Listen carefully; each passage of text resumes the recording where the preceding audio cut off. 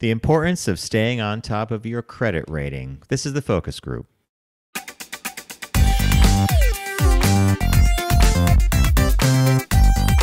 They're all business, except when they're not. It's the focus group with Tim Bennett and John Nash.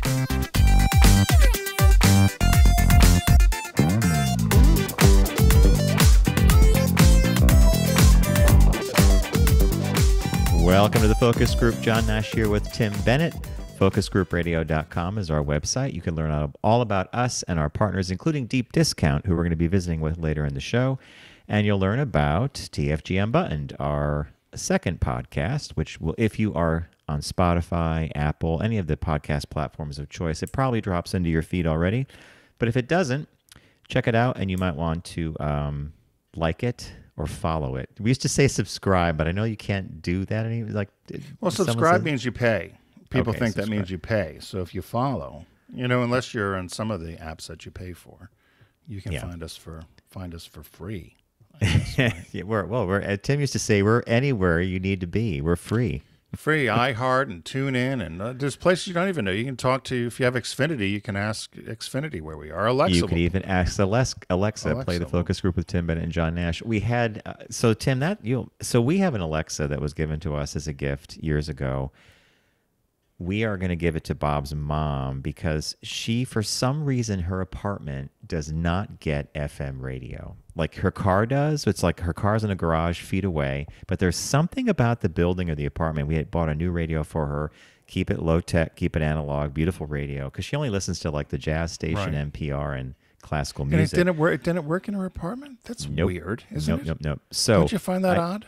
I find it exceedingly odd because we had an antenna, an 8-foot antenna. I walked outside with it. There must be something about the building or that room. So I said to Bob, the next best thing if we want to avoid technology, phones and stuff is Alexa. Because if you have a plain old Amazon account and you ask Alexa to play music, it will pull in a free FM station. I hooked up our old Alexa, which was still tied into my account, and I showed Bob. I said, Bob, watch this. I said, play the focus group with Tim Bennett and John Nash. This thing started right away. Isn't that funny? So we're available everywhere. And this leads me to another thing. Thanksgiving, for me, kicks off this weird 3 weeks of purging that I go through. And it's not like it's more of an organizational thing. So I took all the areas where I had cables and adapters and power cords, and I emptied it all out, and I put it on the kitchen counter, and I thought, I'm going to get this down to, a few things that I truly need. Tim, I don't know if you had this experience, but 3/4 of the stuff that I pulled out, the cables and stuff, I had no idea what they went to. It's like old technology, things that don't fit anymore, and I'm like, got to get rid of it. So you just throw them away? We have a electronic recycling bin in the building that the city picks up, and I think it goes to a place where they try to retrieve the metal, and they try to use it again as best as possible. But yeah, I just feel like sick when this happens because it's like, wow, knowing how much some of those chargers cost, right? Yeah. How many of those little square iPhone chargers do you really need in your life? How many lightning cable? I mean, it's that kind of thing. What I'm irritated with, and I think you probably saw this with I upgraded my iPad just because the one I had was 5 years old.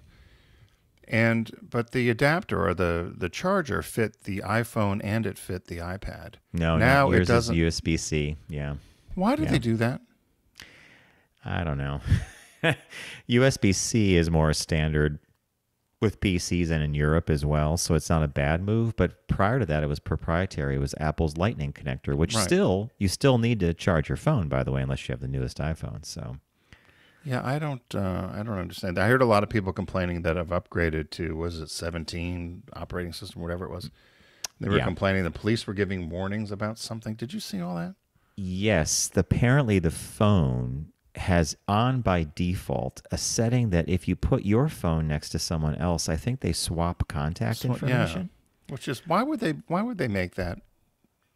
Well, do you know AirDrop? Have you ever used AirDrop before? Yeah. Okay. There was a thing with AirDrop for a while where people didn't know how to do the settings, and I used to have mine set to anybody can get AirDrop me anything. And I remember once I was on the subway, and I got AirDropped a picture of Mighty Mouse. Mighty Mouse. Remember? I busted out laughing when I got it, and I looked to my left, and there were a bunch of school kids who were smiling at me because they airdropped Mighty Mouse. Bob had someone airdrop a porno picture, and he looked around thinking, "Is this someone in the train? Who is this?" Well, that happened on somebody. I think we did a story about it maybe a year or so ago. Someone airdropped on an airplane. They kept airdropping porno, and the whole plane was getting it. And the person I think they might have gotten arrested. They got kicked off the flight. You're right about that. Yeah. Yeah, and then they people saw it as a form of harassment. So, but yeah, I wondered why when I saw that pop up a few times about this, people complaining, and then the police alerts about this sharing of information. I thought, why would they put functionality like that without having somebody opt into it? You know, you raise an interesting question. Like you wonder if the room of software engineers, someone's like, "Hey, I got a great idea." When the two phones get together, they're going to exchange. Yeah. Wouldn't one person like you or me raise their hand and say, maybe you should make that an option for the user to turn on and off, to leave it off? There's a lot of people taking subways in Manhattan or Chicago or Philadelphia or people on trains or buses or planes. Yeah. But you really want to share your info anyway. But well, that's the way it is. I don't know. Do you feel you need to you always tell me not to upgrade right away. I've changed my tune on that. Have you? Why is that? Because I fell so far behind on the laptop software, for example. Oh, you did? That the step up to the latest operating system was shocking. I think that your laptop is actually more current than mine. I'll have to, on a later phone call, we'll have to check. On the phone, I keep current too. The reason I would not do upgrades to the phone, and many listeners probably will recognize me saying this, for every time Apple releases a new release for the phone, you download it, you put it in, battery life seems to suffer, and then it gets kind of back to normal. And there's all these explanations for why that is, but I used to just detest it, and so I held off on it and held off on it. And the last time I had to upgrade I did the same thing you did. I got a new iPad. Or no, actually it was the new phone. And my my regular phone was actually at the newest operating system, but the one I just bought at an Apple store was a system behind. And it was the two of them didn't talk to each other. They had to get it all squared away. So word for the wise, try to stay current with software, I guess. Yeah. For me in production, on the laptop, I'm very cautious about upgrading because it breaks things. Like something might not work in the future for our production or something. So I've wondered about that. If you had a USB stick with pictures that were, you downloaded 6, 7, 8, 10 years ago, are you always going to be able to access those? I'm so glad you mentioned this. So I found 7 or 8 USB sticks. I had no idea what was on them. So I started popping them in.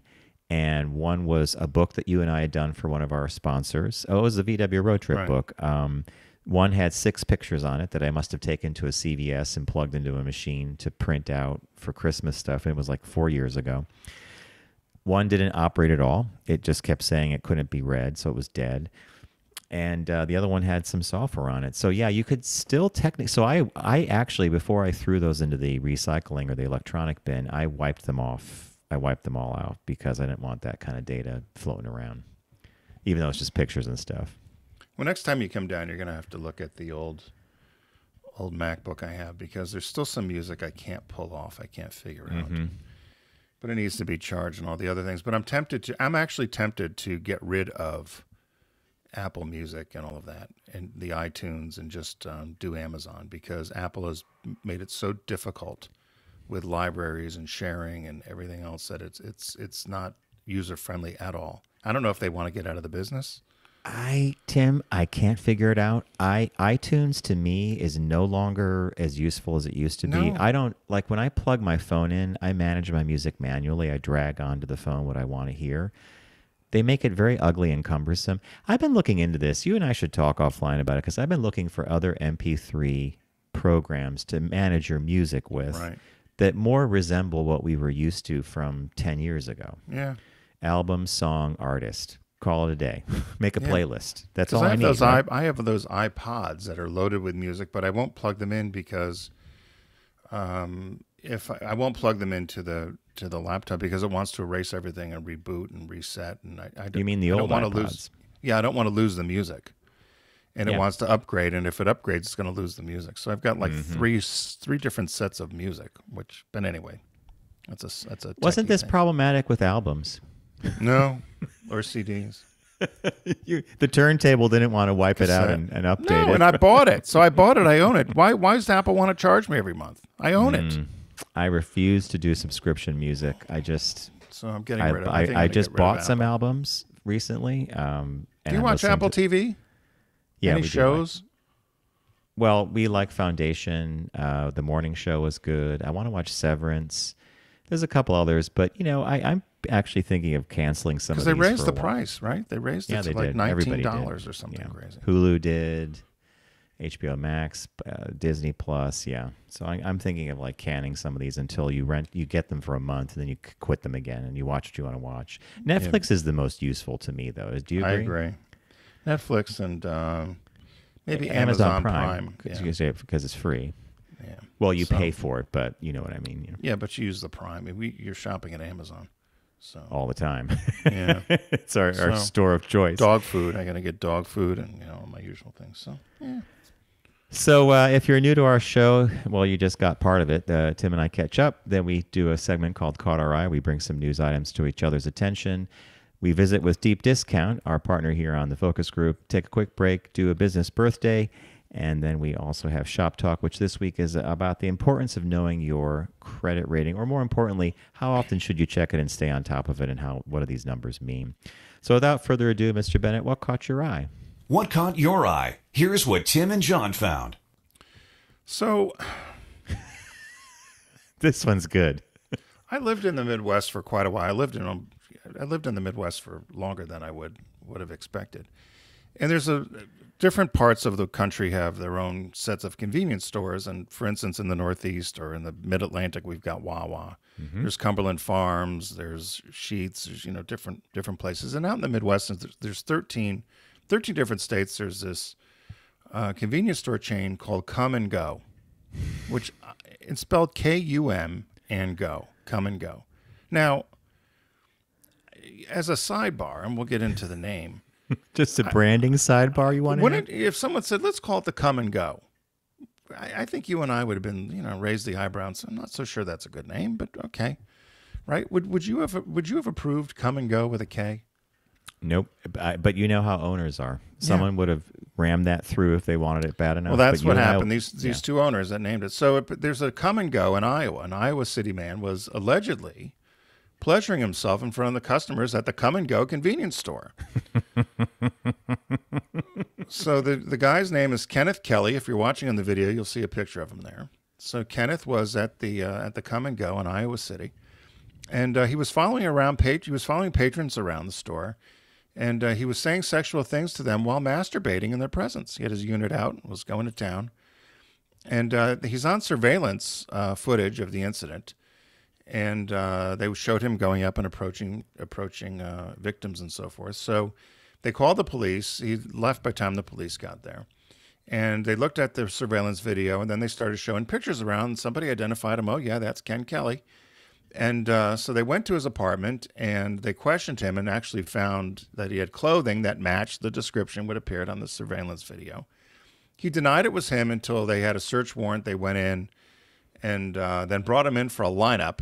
And so some of the people that he had harassed at the Kum Go said for sure that was him. So he was read his Miranda rights, but he claimed he was not exposing himself, but he was just scratching his genitals.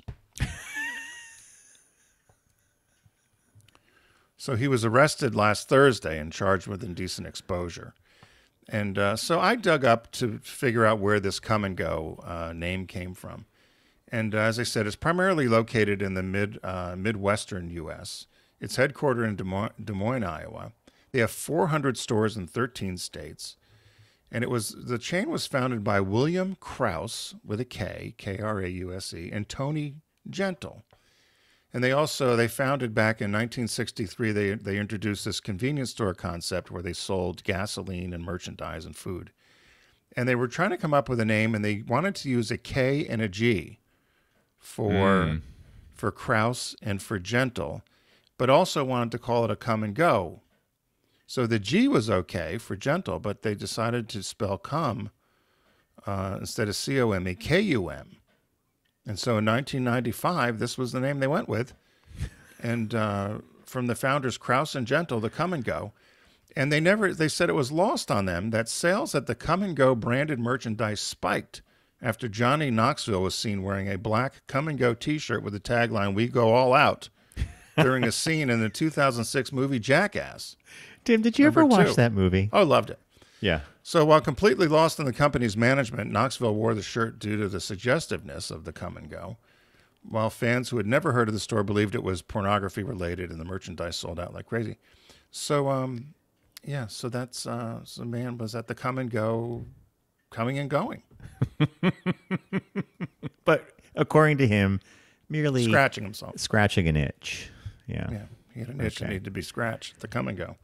So, As happens here on the focus group, Tim and I could not be further apart from. I had the pleasure of the last couple of weeks of making Tim laugh out loud with some of the things I found for Caught Our Eye. This one's a serious one though, and I saw this. It replaced one that I was planning on doing because I literally saw it in the paper yesterday. So, Marty Krofft of Sid and Marty Krofft, one of the creators of HR Pufnstuf and one of the forces behind the Osmonds on TV. Passed away this weekend. He was 86 years old. 86 is a great age. He died, sadly, of kidney failure, and his publicist confirmed all this over the weekend. He and his brother Sid were puppeteers and I never really knew that. I mean, I knew that they were costumes and puppets and all these things, but they broke into television and ended up getting stars on the Hollywood Walk of Fame. They made their mark in TV with the show I just mentioned, which many of us grew up with, HR Pufnstuf.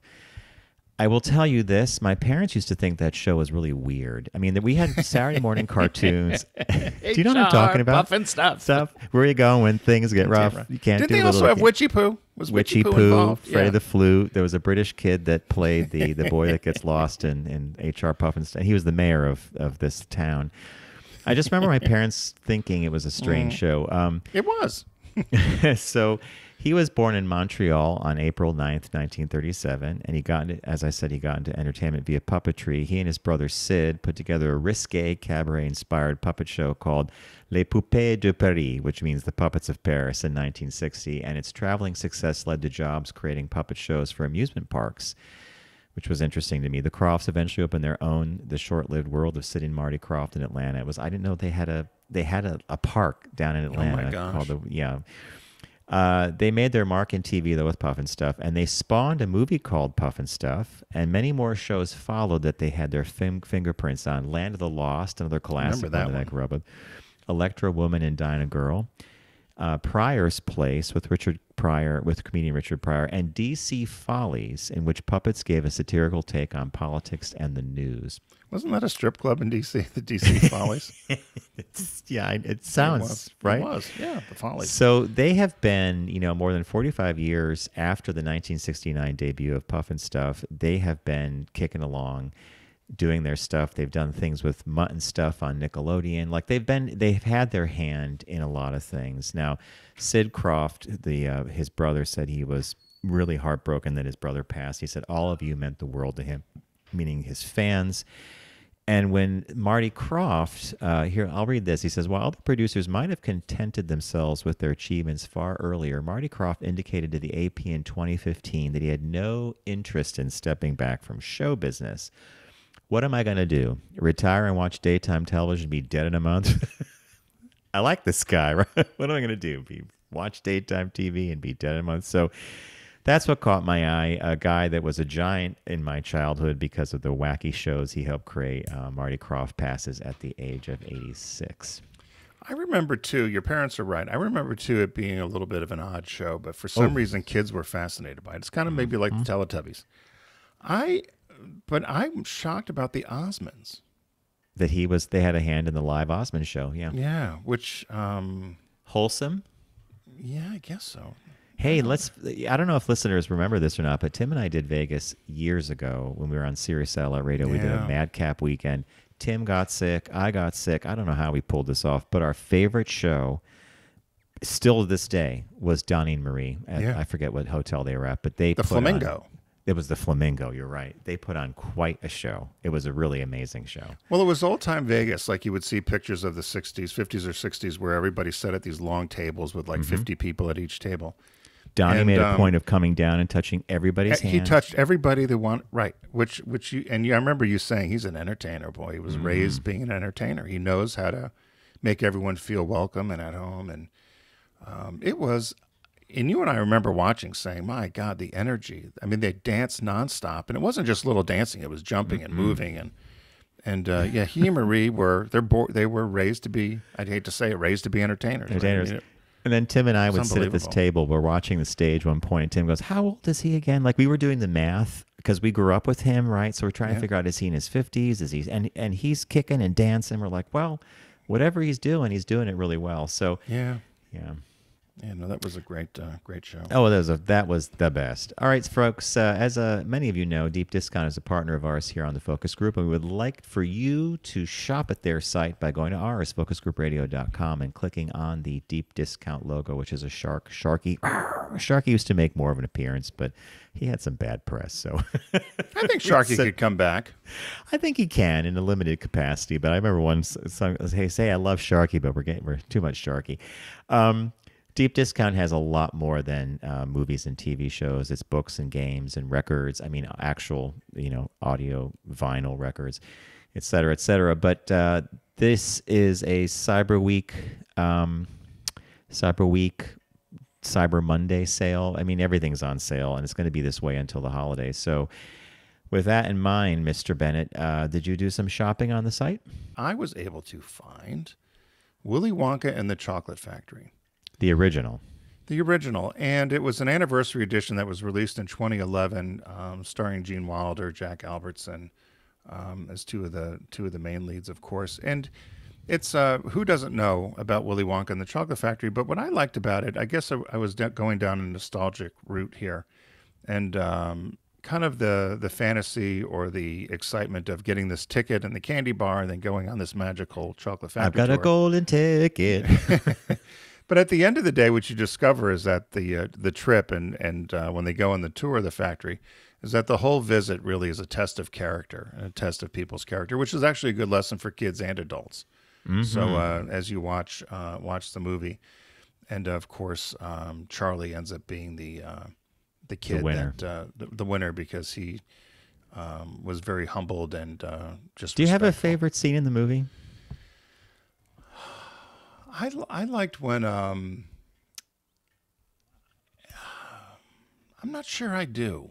I'll tell you mine. At the very end, when Charlie, he gives back the everlasting gobstopper, right, and Gene Wilder puts his hand over it and he says, "So shines a bright light in a weary world," or something like that.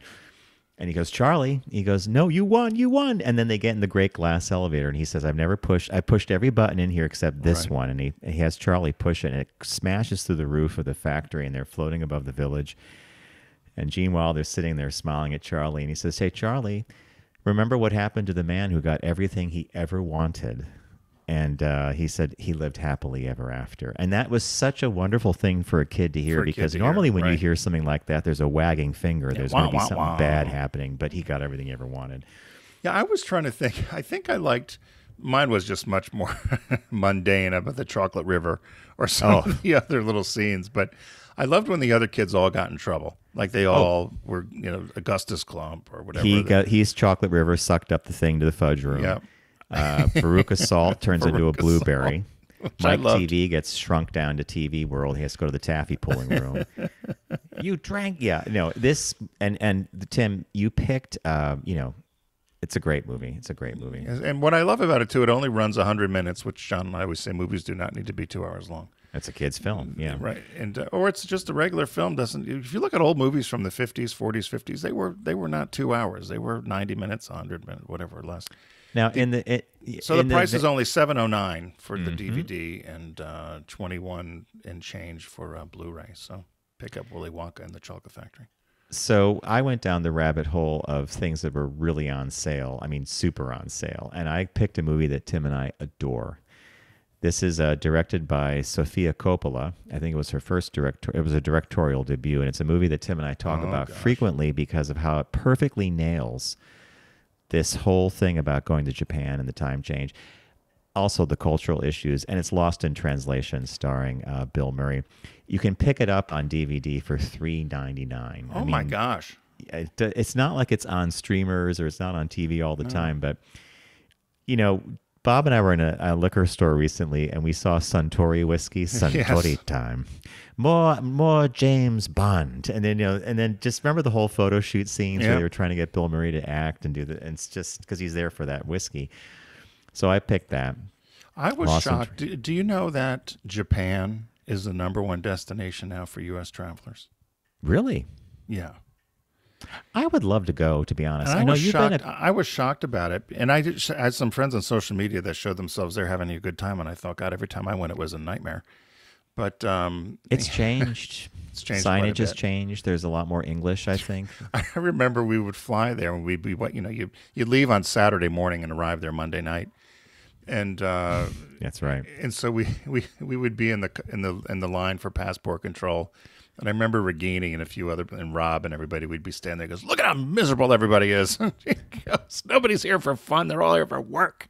Because it was like all these business people in line to go to Tokyo to do whatever you're going to do. But I used to laugh. He's like, no one's here on vacation. No families. Look at everybody miserable in line. What was the flight? 12 or 14 hours or something? It was about 14 hours. We would go from either D.C., you could go direct, or Newark, or you go from Philly to Chicago and over.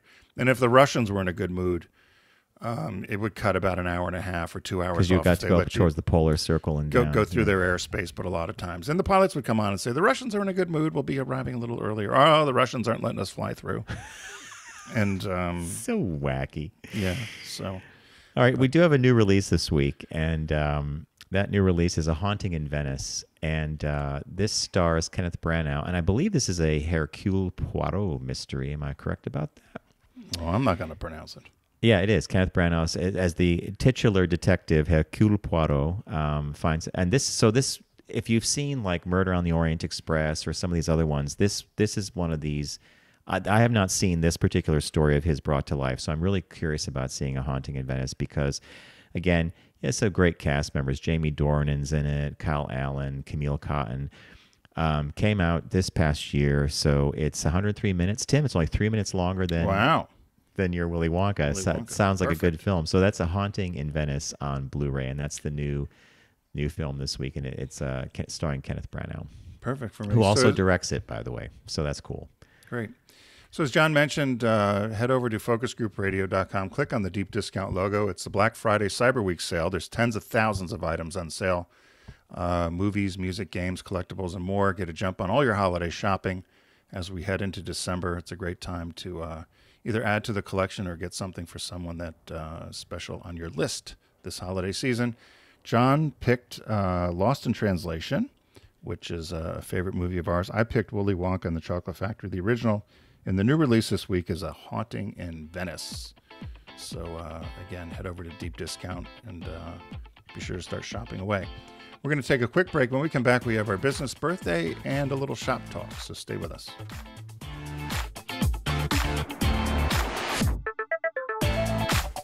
You're listening to The Focus Group with Tim and John. Learn more at focusgroupradio.com.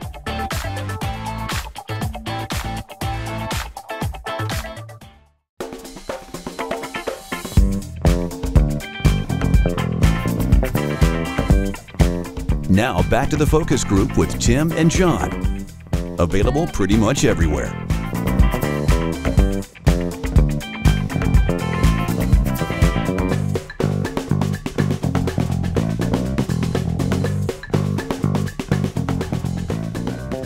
Welcome back to The Focus Group. John Nash with Tim Bennett. FocusGroupRadio.com is the destination you need to know about to learn all about us and our partners, including Deep Discount, who we just visited with, and our other podcast, TFGM Button. But without further ado, here we go with Business Birthday.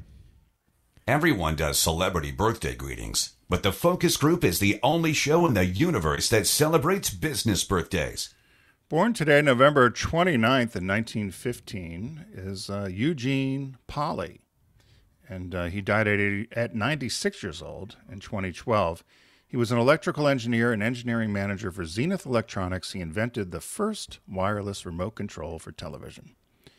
And he was born in Chicago, Illinois. He attended colleges there. He did not graduate, but he was hired as a stock boy at Zenith Electronics for 40 cents an hour. Whoa. 40 cents an hour. 40 cents an hour. Yeah. And while he was there, he was moved to the parts department. He created the company's very first catalog for buying parts and tubes and stuff. So that was what he was known for. But he was then transferred to the engineering department. And his assignments included working on bomb fuses and ship detecting radar for World War II in the U.S. Department of Defense. And so after the war was over, he'd come back to Zenith, and they had invented something called the Lazy Bones in 1950. And it was considered to be the first remote, but the drawback was it essentially was a cable that was hooked to the TV set. And it was cumbersome. People were inclined to trip over it. And it really did not do what the president at the time, Mr. McDonald, wanted. They always referred to him as Mr. McDonald. Wanted for Zenith. They felt that with the advent of TV, people were going to get tired of commercials. And so what they decided to do is they thought if there was this way to either shut down sound or move forward to another channel, you could avoid commercials and TV would then last. And Zenith was, wanting to sell more TV. This guy's prediction, the head guy at Zenith, his prediction was that people were going to grow tired of all the commercials and not watch TV, and then they'd be out of the TV business. So it's kind of funny in the 50s. Because the commercials are what made the TV shows, right? Yeah, right. Okay. So they put him on. They put Polley on to work on this wireless remote idea. And so in 1955, he came out with what they called the Flashmatic. And so he used this based upon all the work he did with the military. He used a visible light. It was a visible light remote control to a TV outfitted with 4 photocells in a cabinet at the corners of the screen. And he used a pistol.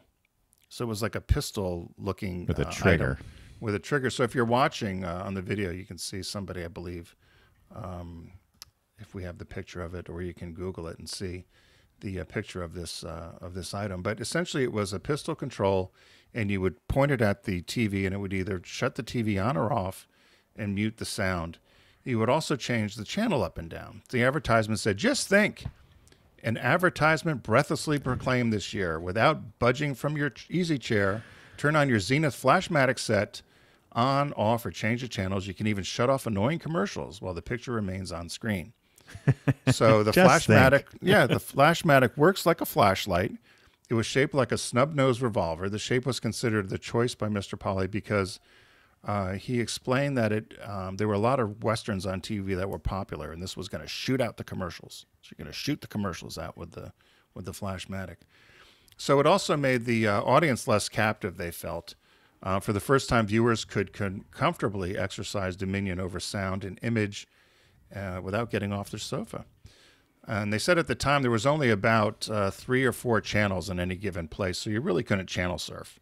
They said, it was just the dial, but you can go up and down, but people didn't really channel surf then.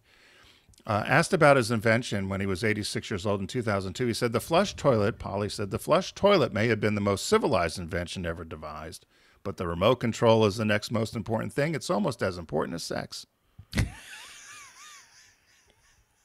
So he's quite a character. They said his invention, he received a $1,000 bonus from Zenith.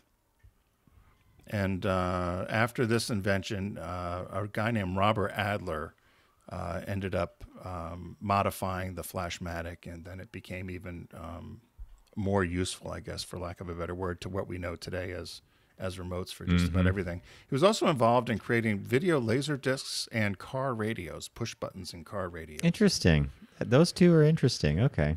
And he retired after 47 years at Zenith as assistant division of mechanical engineering, and he won an Emmy, which I think is funny.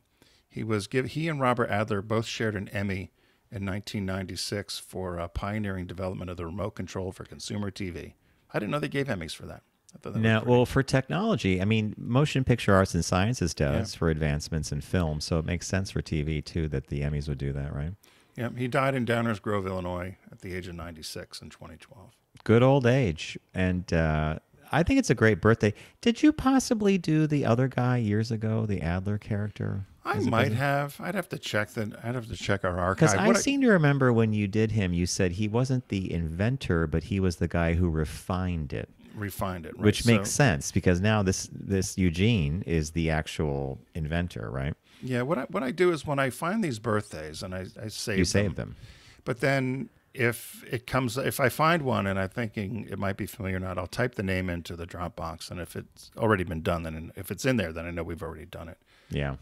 This was not in there, but yeah, I'm sure there's some that I know over the years we've repeated some over 15 years. I mean, we've been doing. Oh no, this wasn't a repeat. This was just the co-inventor, because remember you said he shared the stage with that Adler guy. So well, it's funny. A lot of things from the turn of the century, particularly things. This wasn't turn of the century, but we've come across a number of things where a lot of people claim it. Like the hot dog was one, I think. A lot of people claim they invented the hot dog, or people claim they invented the ice cream cone, and 4 or 5 people say they did it. So we haven't come across people who invented the wheel yet, but no, not yet. I'm sure Trump. will. I think Trump invented the wheel.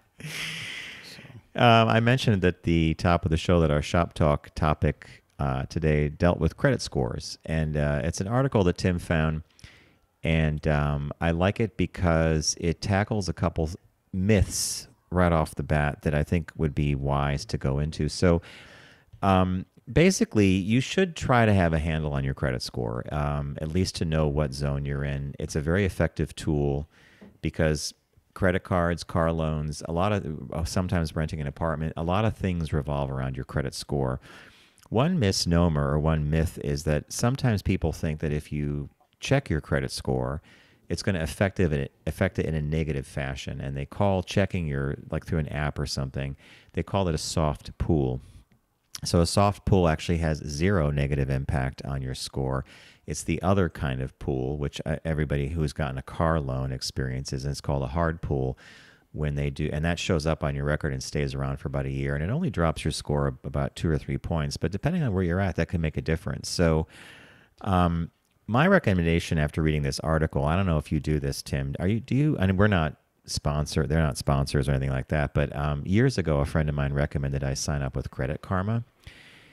And it's just so easy to go onto the app and see where your score is at. I mean, that's how I do it. You can get free reports. You're allowed to get 1 or 2 free reports a year from any of the 3, Equifax, TransUnion, and I forget Experian, right. Through a government website, or you could just type in free credit report and you'll get to the site. But how often do you check yours, Tim? I check mine probably a couple times a year, and I do the soft pull, as you mentioned, and through the app, and I use Credit Karma. I think we both signed up at the same time, and get the number to make sure that it's at least where I think it should be. The problem I have with a lot of this is I never understood why. So if you go to purchase a car, or you're going to refine your house or utility, whatever, why would them checking your credit score lower your credit score? You raised this. This is such a fascinating question because I haven't been able to find an answer for this. And I actually give you did. One. No. They call it a hard pull, and it knocks down your score by a couple points. And Tim and I have had this experience where one year we were getting some new VWs, and I had 2 or 3 hard pulls because the dealer decided to pull the report 2 or 3 times. Right, and then if you refinanced your house, that's another ding, right? I saw this. So it says since it's a third party pulling your credit, this counts as a hard pull, and it affects your credit score. The good news is most of the time the hard pull will only affect your score between 1 and 5 points, plus hard pulls will only negatively affect your score for 1 year. Well, I still think that's ridiculous. If somebody's just checking if you're going to buy a car, say you were looking at 4 different cars and you went and were trying to get prices at 4 different dealerships, it'd be pulled 4 times. It could lower your score 20 points or more. I think it's ridiculous. I found out that when I started checking it, I went to go look. It was actually looking at a car, and the dealer's like, "Well, your credit isn't very good." And I was like, "What?" That's a shock. And so he shows me. So he shows me the credit score, and it was like under 500 or something. So I was like, "Whoa!" So I go back home immediately and I check, and I had refinanced my house, my mortgage, and rather than showing that I refinanced on the credit report, it shows that I defaulted on my home mortgage. I was like, "You got to be friggin' kidding me!" So I actually called the bank, and got a hold of somebody and they said, here's what you have to do. And they did fix it. And but if I wasn't looking for a car, I would have had no idea. And so that's why I think it's so important. How many points did it go up after you had it fixed? And it was fixed pretty quickly, as I recall. It was fixed quickly, but it went from under 400 up into the eights. It was high sevens, and then it finally after it went into the eights after a while. But yeah, it's important to check it. And I remember it's a hassle, but as people's identity gets stolen now, or people can find it, technical information out of all of us. Like one of our good friends had his name compromised, and he's still dealing with it. People opened up Target credit cards and all this other stuff. I don't know how people can do this. I have trouble signing on half the time if I forget a password, let alone setting up somebody's false ID. On a fake name. Right. And I have all the information. I've got birth dates, and I've got, my own Social Security number, all that. I still can't get in. Shut down. You've been shut down. Please call. But, other people are able to set up, fake accounts, buy things online. Yeah. So I'm going to add to Tim's story about discovering an error on the report and correcting it and getting his car loan figured out is very critical. Bob and I were refinancing a mortgage, or actually it might have even been when we were purchasing our apartment. And I remember the mortgage banker, different than a mortgage broker. A mortgage banker calls me up and he says, "Hey, we got a problem with Bob's report. Somehow, someone else with the last name had a piece of bad credit dropped onto his thing. It didn't take long to fix. Literally 24 or 48 hours later, the report was fixed. His number bumped up. And the meaning of this story is that the higher your number, the better a rate you're going to get in terms of financings. There are some stories and articles I've read recently where anything over a number over 750, anything above that is pie in the sky. It doesn't matter. You've hit the jackpot. I have a pretty high number only because I just hate carrying debt on the credit card. So I have a bunch of cards, but I don't really use them, and I use them, I pay them off. I remember last time we had the car lease done, the guy at the VW dealership's like, he goes, "Whoa." He goes, "Gold standard, just sign here." I mean, they pull the report and you're looking good. So these numbers do have an effect, and it's important to check them. More to what Tim was saying earlier. Are there errors? Are there things that shouldn't be there? Because it's gonna screw you up later on. And the other thing is, if you close cards, I had a bunch of independent store cards. I think I had a Brooks Brothers card, a Macy's card, all this. And I had closed them thinking I was doing a smart thing. And I thought, if I'm going to buy anything, I'll just put it on the regular Visa card or something. Well, that dinged me as well because I'd closed accounts. But again, I don't know why someone is not smart enough to say, looks like they consolidated their credit. That was probably a smart thing. Maybe we shouldn't ding them. But anyway. So I found out with the credit card thing that if you request the card company to close the card, you have to request that it's at you're choosing to do this, and they annotate it differently. If you close it by saying you want it closed, they make it like you had the card, you weren't using. Something changes and it doesn't affect your rating. But Tim's right. If you just willy-nilly close a bunch of cards to consolidate, you may actually be collapsing your credit rating in the process. So I have a bunch of cards I never use. They're open. They don't carry balances, but apparently that affects your debt to income, like the whole bit. Right, your how ratio. much you're So the bottom line is just make sure if you can, go to one of the app services and know your number. And if there's mistakes, correct them, because it will be helpful in the long run. So good shop talk, Mr. Nash. Thanks for joining us today. And we hope everyone had a safe Thanksgiving holiday weekend as we go into December. Be sure to follow us along at focusgroupradio.com. There you'll also find our podcast, which is TFG Unbuttoned, which comes out every Tuesday. And be sure while you're there to also support our sponsors, including Dip Discount. Right now they've got Black Friday, Cyber Week sale going on along with Black Friday. Tens of thousands of items on sale, so you get a jump on your holiday shopping for December. I had picked this week Willy Wonka and the Chocolate Factory. John had picked a favorite movie of ours, Lost in Translation. And the new release this week is A Haunting in Venice on Blu-ray. And again, you'll find all of that and more if you head to Deep Discount through our site at focusgroupradio.com. Remember, everybody, it's I saw a lot of crazy out there on the highway, John. Lots of accidents. People behind me swerving. I thought I was going to get rear-ended. But, so don't text and drive, arrive alive. Put your phone down. It's not that important. Everyone have a good week. See you next time on the Focus Group.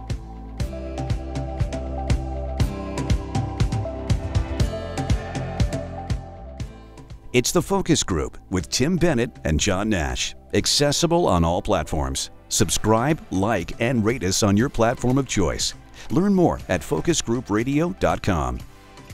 That was a stunning focus group.